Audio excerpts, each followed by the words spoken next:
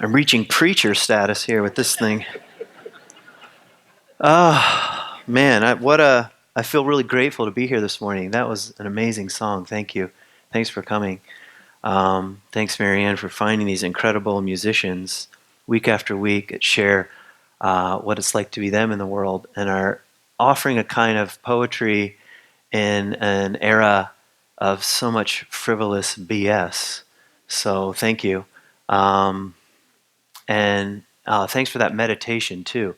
It's hard to follow such a thing. Um, and again, I just feel grateful to be a part of this community, just in the sense of we hear from our people, and so many different kinds of voices and perspectives, all shared with a kind of genuineness and authenticity. Again, in an age where there's so much BS. So I thought I'd tell you a little story just to start, because I'm starting a new series that will last a year. So if you don't like it, come back in a year. um, yeah, so when I was 19, I was in Yellowstone, not too not too many years after the massive fires in Yellowstone. It's kind of an eerie time to be there. And it was at night, and I was asleep in my tent. And what inevitably happens when you're in the backcountry, when it's 30 degrees in the summer, you have to pee in your tent. That's always the case. And I didn't want to get out of the tent, so I fought this for, an hour or so. I'm not getting out. I can make it till the morning. I have to get out, drifting in and out. So finally I was like, all right, enough. So I got out of my tent, and I decided I was going to do this as quickly as possible. So I unzipped the tent, and I burst out of the tent, and I was about to burst in general. And I'm, you know, um, enjoying the wild facilities, and I happened to look up, and I'd never quite seen the the stars like that. I'd never quite seen the Milky Way with such clarity, and it was stunning, and a moment of like mysterious wonder. And I couldn't go to sleep for, it felt like hours afterwards. It's like it sent a kind of electricity through my body to be part of this place. It was humbling on the one hand. You don't look up at the stars and say, I own this place, Um, it was humbling, and also I felt um, a kind of belonging, maybe. Kind of belonging. I don't know if I would have articulated that then. I mean, I wasn't really thinking. I just was having an experience. But it was such a vivid experience that I can remember it all these years later. 3 or 4 years later, after I was 19. um, and it was a shocking moment, I would say, and seemed to come with a great invitation attached to it. What that invitation is, I'm not quite sure, but I'll try to hint at today. And if you were here last week, I talked about the word cosmology, and I was suggesting we need a new cosmology because our old cosmologies aren't working very well. And on the one hand, what I mean by that very simply is that cosmos means world, or bigger than the world, universe, you might even add to that. And the ology part of it means the study of. We need the study of the cosmos, of what is actually the case. And think about how much untruth is being passed around, about just simply the way things are. What's really going on in the world, what's really going on in the earth, what's really going on in terms of time and space, what's really going on in terms of, as best we can understand using mathematics and astrophysics, what happened and how we all got here. There's much to study. And my point was last week that all ancient cultures had a cosmology, and it was twofold. They were trying to say, what is the world like? And they were also trying to say, and what does that mean? So it's not just purely facts. Like if we get the facts straight, facts don't often, facts have to be interpreted in terms of meaning. And cosmologies can last for many, many hundreds of years or even thousands of years. I was thinking about the Babylonians had a sophisticated 1,000-year cosmology that went away. I mean, no one was thinking when they were Babylonians like, oh, don't worry, our empire and our way of viewing the universe will be over. Just wait for the Assyrians. Just like Americans think that, well, obviously we'll never go away because we're much more powerful than everybody else. That's what everybody always thinks. So anyway, I think we need a new cosmology that works for the 21st century. And if there are going to be any further centuries in which human beings are conscious and aware of what's going on, we need a new cosmology. And that's like not something that we're going to solve this morning or really even in the next year. But I just pose it as a kind of question in the backdrop. We need a way to look up at the stars and see and name what is this place, and also what does that mean? What does it mean? What does it mean to be a human being? And how are we to be participants in this place that we find ourselves in? Especially now that human beings are the most threatening species on Earth. We used to be afraid of panthers and bears. Now everything on Earth should be afraid of us in terms of our sheer presence on the Earth. So anyway, and I also tried to mention last week that some major I cannot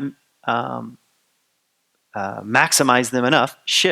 Potential shifts are happening from a more egocentric and ethnocentric consciousness, meaning me and my tribe, to a world-centric and even ecocentric consciousness.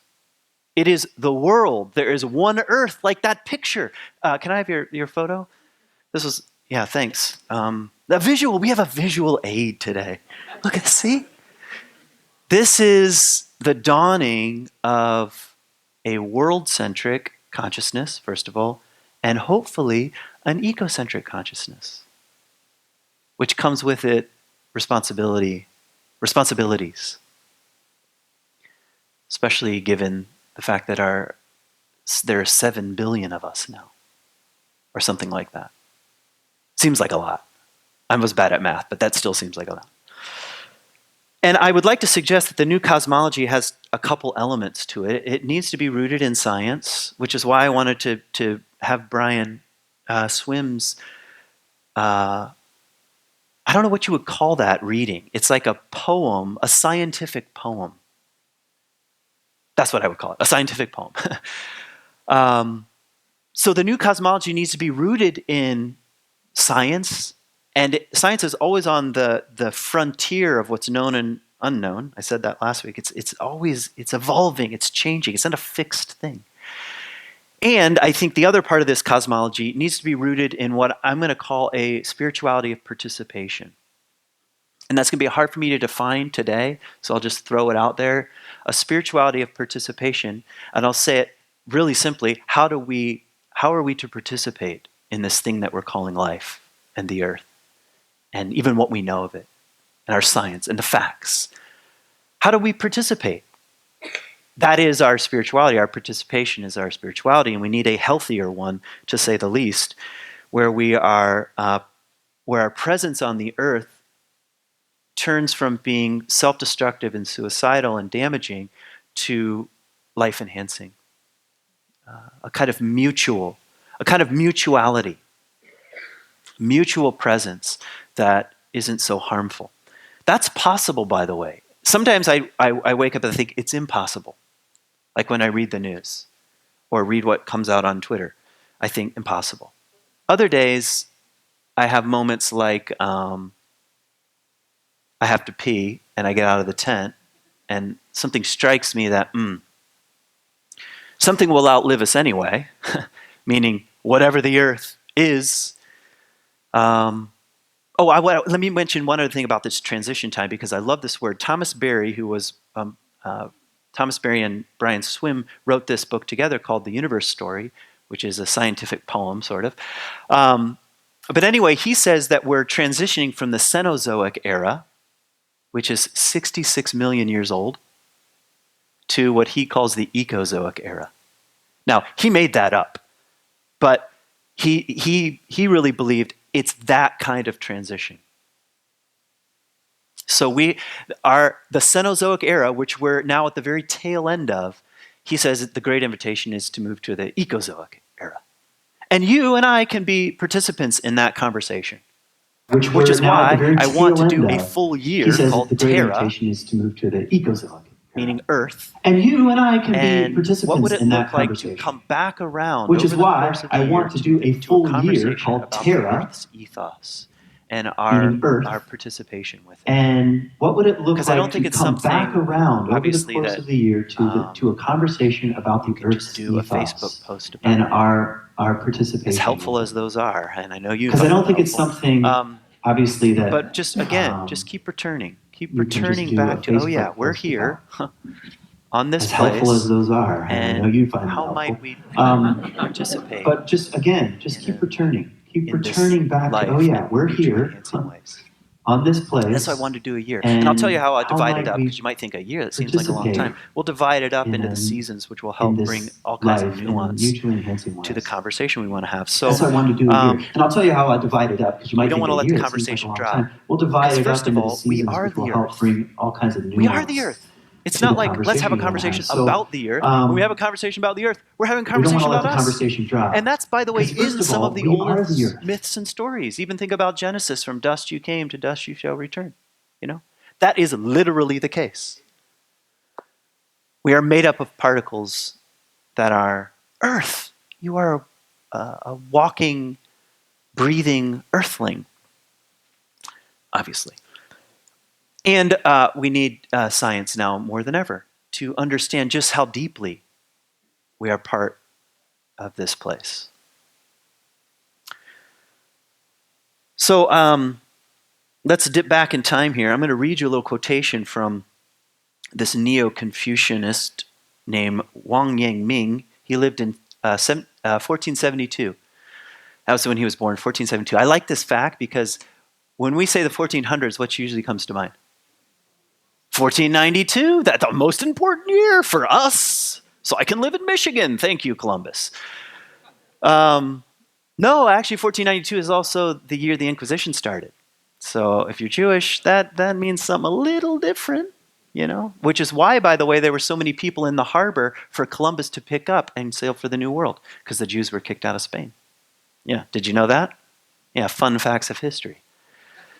But 1472, this other Neo-Confucianist comes along. I just want you to hear this little passage.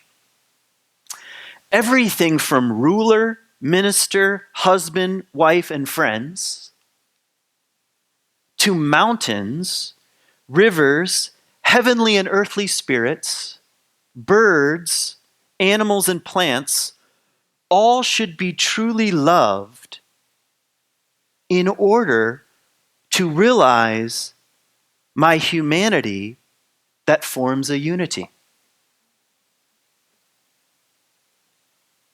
First of all, he's saying something that is scientifically the case. We are interconnected, interrelated beings. And who are we interrelated with? Everything I just named. Plants and animals and rivers and trees and mountains and friends and husband and wife and so forth and so on.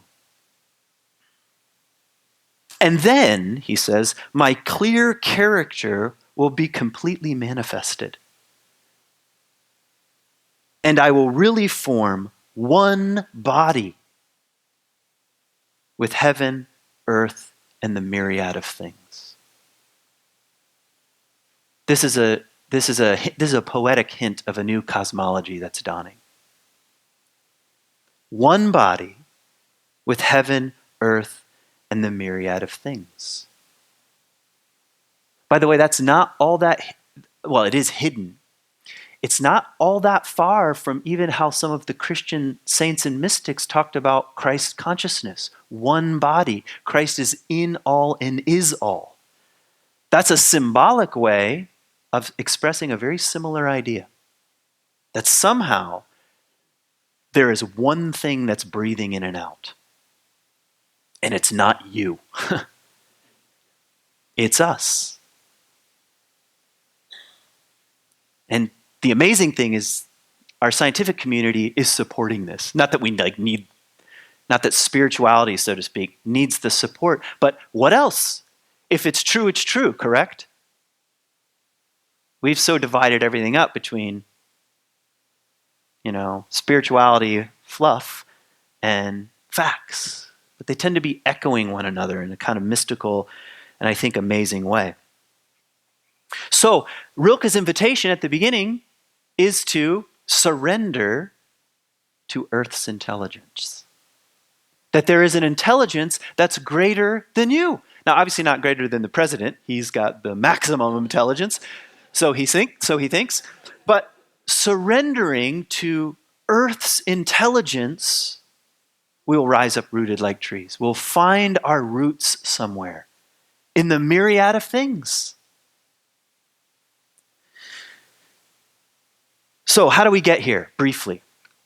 And I mean, this maybe, I could spend weeks just on this, and I probably won't, but I just want to just highlight a couple streams that have fed our self-destructive and suicidal way of being in the world, okay? And there are lots of tributaries, and later on you can tell me about all the tributaries that but I'm just going to mention two. The first is Christendom.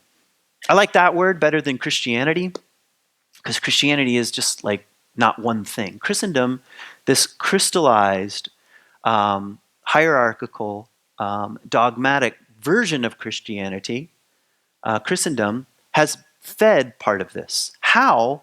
Because it had a certain view of history.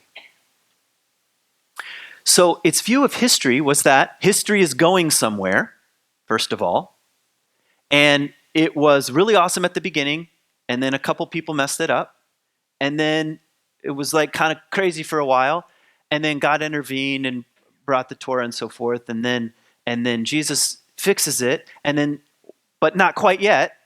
He'll refix it in the future and return at a physical time and place and put everything to rights. That's a very historical view of the timeline. So Christendom is rooted in a certain view of history.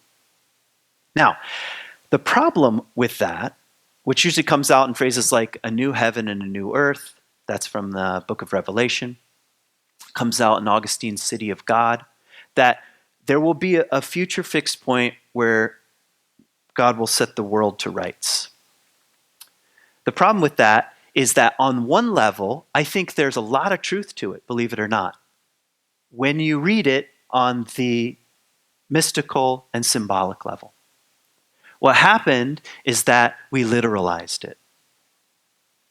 Do you know more than half of Americans think in the next 50 years Jesus will come down from the sky and fix everything?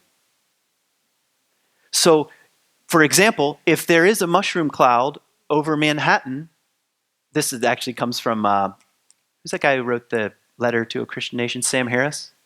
Is that guy's name?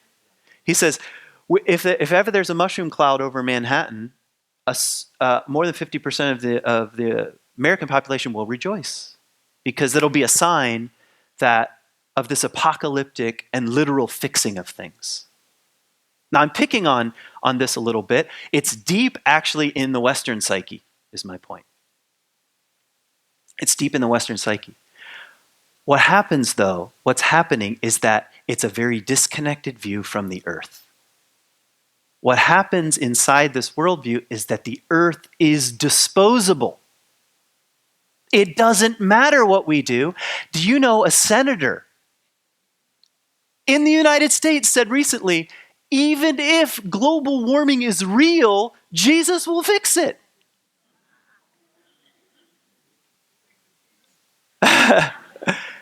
Now, I could be wrong. Like, I'll just say that right now. Maybe, like, there is a plan that I don't know anything about. But I doubt it. At least not in that way. Not in a kind of wave the magic wand, don't worry about it. That's what I'm saying. That's how Christendom has fed our relationship with the earth itself. It's disposable. And even if it gets really bad, it can be fixed quickly at the end. So therefore, drill, baby, drill. See what I mean? Okay, now we've all picked on Christendom. We all feel self-righteous right now. The other stream is secular humanism, which turned everything into materials with no values, looking for a kind of utopia that we create because we have the power to use resources. After all, it's all particles anyway, all arranged in a kind of random ad hoc fashion. What does it matter? Might as well use what we can. Well, we can. Those are the two major streams that have fed Western culture. And sometimes you can, just personally, might flip back and forth inside them. Here's what they have in common. They're anthropocentric. They both put human beings at the center of the universe. Both of them. And that's what's killing the entire globe. That's not a relationship of mutuality. It puts us right smack in the middle with all the power. So, good times. My point is, it's no longer working, and we all know it. Actually, everybody knows it. They really do. Sometimes I wake up in the morning and I think, human beings really are not this stupid. Now, we're stupid a lot of the times, but something deeper says, no, this is not working. We cannot just keep poisoning the entire earth, thinking it's all going to be magically fixed in there. We don't really believe that. And we don't actually think, no, it's just a bunch of random particles that I can use however I want, because why not? No, that doesn't quite sit very well either. We know this. So I'm going to make some real general suggestions about other ways of holding this, what I think are needed ways of holding this, given that our worldviews are no longer working. First of all, what is needed? What's needed is a kind of sacred communion. That's the word I would use, sacred communion. One of the things that, no worldview is totally wrong. I keep saying this. No worldview is totally wrong. And no worldview is totally right. So even with Christendom and Christianity or secular humanism, I'm not making big, broad claims here. But especially with a very materialistic worldview, we've robbed life of anything sacred because we're afraid of the sacred. We say, no, it's just all material. Let's get all this like wishy-washy stuff out of there. What I'm suggesting is that in terms of how we live, that puts us out of step with the sacred communion of all things. Like counting the rings on a fallen branch and feeling the grief of such a thing. Feeling the grief of, for 30 years this branch or whatever, this tree stood here, and now the city decided, it's not stable enough, and down it comes. There's a kind of grief to that, but that's feeling a bit into the sacred communion of all things. What else do I think is needed? I think a word like participation is needed. How are we consciously moving toward greater participation in the earth community? Not just consumers, users of resources, but participants. Another, I think, idea that is worth exploring, living in, like I said before, mutually enhanced ways of being. Mutually enhanced ways of being. See, we're likely to do that with our own children. But what about the kids in the neighborhood? And what about the trees in the neighborhood? And out the spiral swings from there. Living in mutually enhancing ways of being in the world. And in harmony with the earth systems. One of the exciting things about this year is like I said, I'm going to divide it up into the seasons. So you might ask yourself, how might I surrender to Earth's intelligence during the course of the season? How do I surrender to the intelligence of the fall? Do you realize that the season has more special thanks and welcome to our have? friends on Facebook. How do we surrender to Earth's intelligence, and how might that shape who we are and how to be in the world and put us into greater harmony with the Earth systems? How about this? Very obvious statement is a healthy Earth means healthy human beings. We know that. What does it mean in the reverse? A sick Earth means sick human beings, which is what we have. And I mean like ailments and diseases and, all of the products that we make out of the earth that come back around to harm us. We're at epidemic levels now. What? Yeah, exactly. Yeah, but we had these nice shoes and they, Wolverine, lovely leather. Now we're drinking our shoe poison, How else might we surrender? We begin to fall deeper into the self-regulating system that the earth actually is.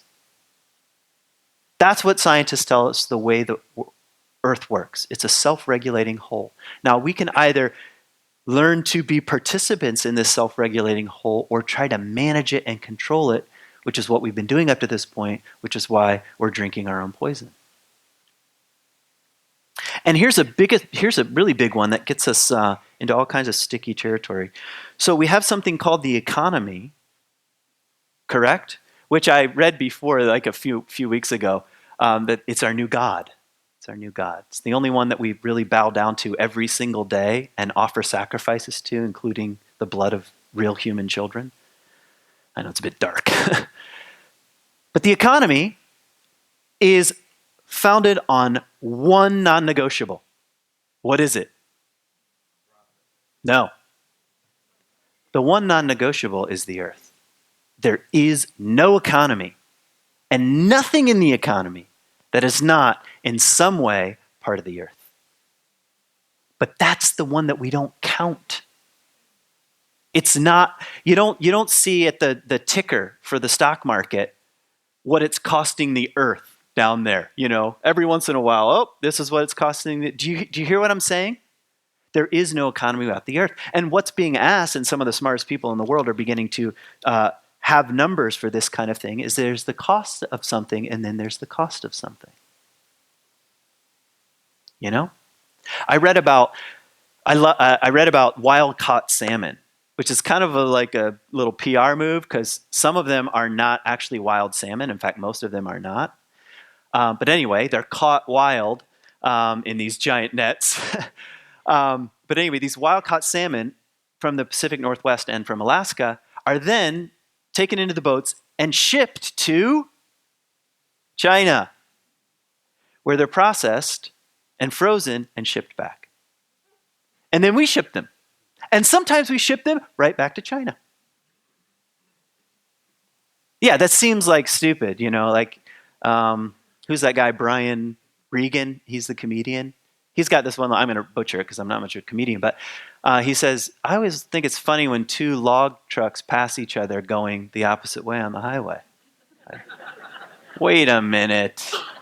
You had logs over there? A simple phone call probably could have solved that. But when you bow down at the altar of the economy, where actually it's about the shareholders and the almighty dollar, you don't factor in the cost of the earth. So it's cheaper to ship salmon back and forth, but what does it cost on the level of the earth? That becomes the question. And that's the great invitation of the ecozoic era. Will we begin calculating on that plane?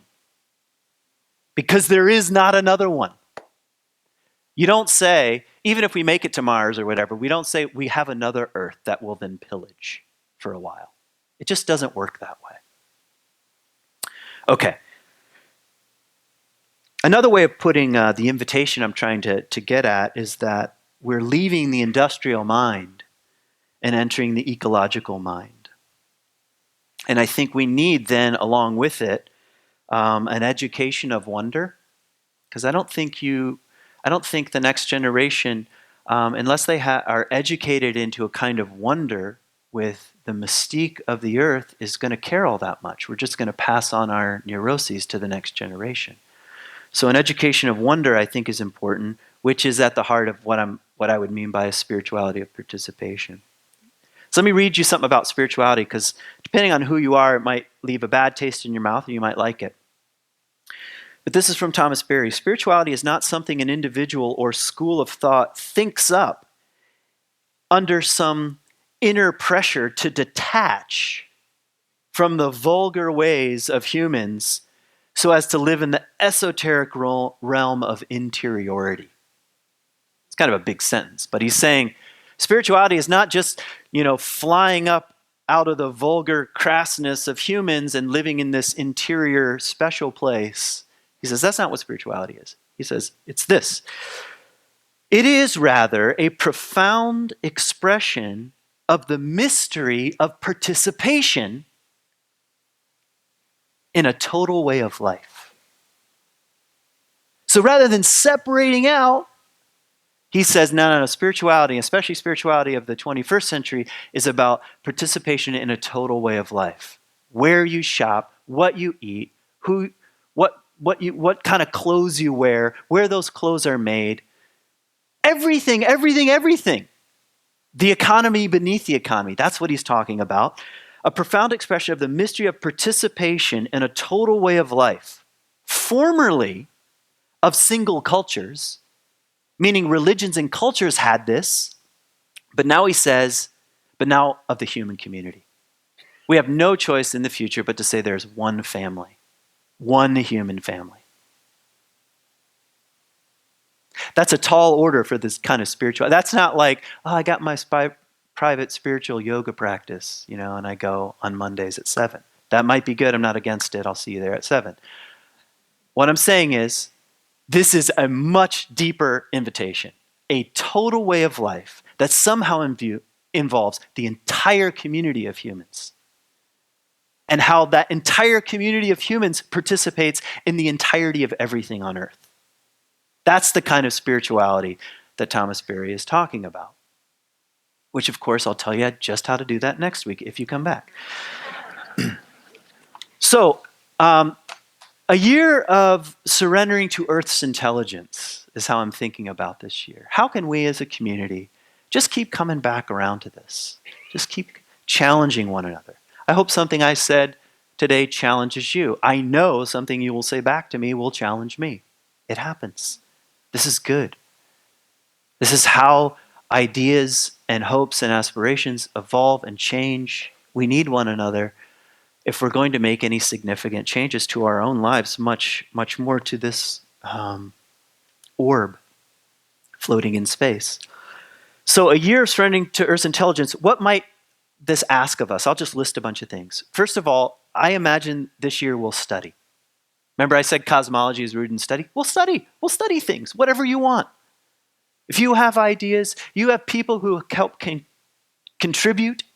I'm very limited in the things that I've bumped into, but a lot of you know a lot of other avenues. How do we study the earth itself and what's really going on in our world? So I imagine study. I imagine submitting to these seasonal rhythms, which I mentioned before.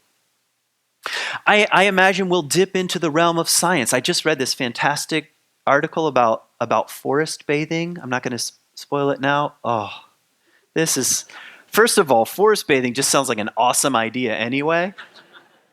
But the science, that's what we'll be looking at. What do we know about the world? What are we coming to know? What about the mind and the body and the earth and how they're related? Neuroscience is incredible right now in terms of what are we learning about just the way the particles in our brain work. So we need to study these things. I already mentioned the economy and the earth, so I think that's part of the conversation. I think we want to be talking about what are actions here at home. What are actions in your home? Because I like to stay in the theoretical, but it does come down to the participation, our participation, And maybe you already think about yourself as being super green or something. Can you be greener? That's what we're talking about. Are there or changes in this community? In just us here at C3? Or what about in West Michigan? We have to start thinking like this. And part of that involves the political conversation. I've never been that politically active.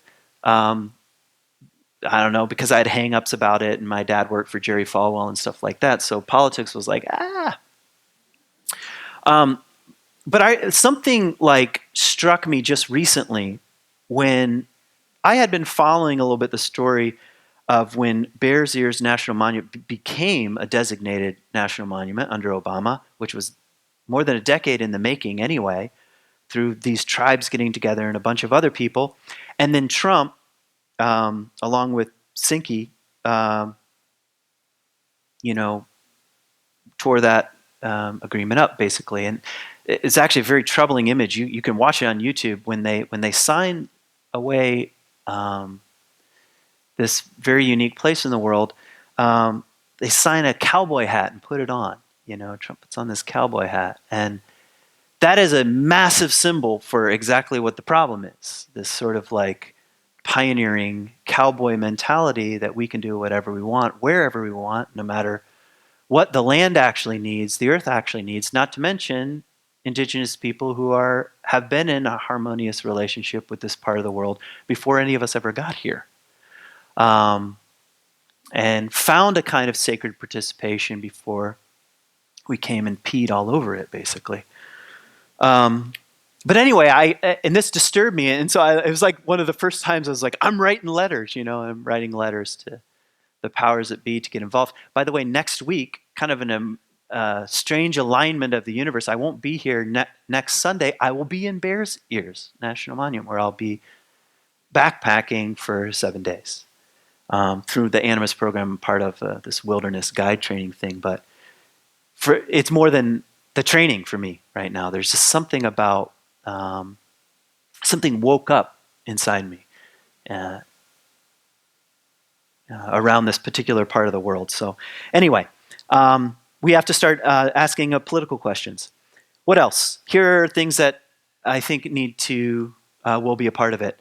We'll be talking about 7 generations. We'll be talking about words like protect, preserve, enhance, and heal. Of course, my favorite topic, we'll be doing stories and myths and legends. We'll want to ask, what are voices that are on the leading edge of this transition into the Ecozoic era? Who are those voices, and what are they saying? What do we have to learn? And maybe there'll be 1 or 2 issues that come up for us as a community that we say, we should try to do something about this. Do you know Wetlands Watch was at one time not a thing, and then it became a thing? You know why? Because people thought we should make it a thing. So that's what we should be asking. What are the things that the earth is calling forth in its own imagination, that's filtering into our imagination, that we can bring forth in the world? In other words, what wants to be born in us and through us? And I think that's all I want to say, other than the challenge to listen to Rilke. How might you surrender to Earth's intelligence and rise up rooted like trees? Thanks for listening.